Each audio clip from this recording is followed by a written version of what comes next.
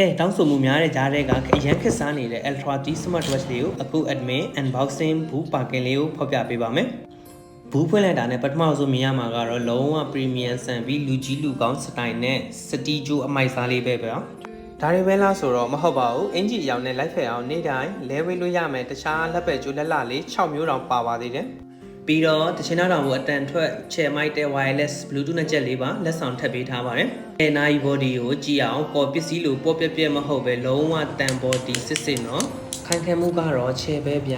။သူရဲ့ basic function ကတော့ bluetooth နဲ့ချိတ်ပြီးတော့ကိုယ်ဖုန်းမှာဝင်လာတဲ့ notification တွေကိုကြည့်လို့ရတယ်။ bluetooth ချိတ်ပြီးဖုန်းပြောလို့ရတယ်။ SMS notification တွေလမ်း6အရေးတွက်မှတ်တာအထိုင်များရင်တတိပေးတာပြီးကြတော့ကနန်းပေါင်းဆက်လည်းပါပါတယ်စတီဂျိုလေးနဲ့တွဲလိုက်ရင်လုံးဝစမက်ကြပြီးလမ်းသွားပြီး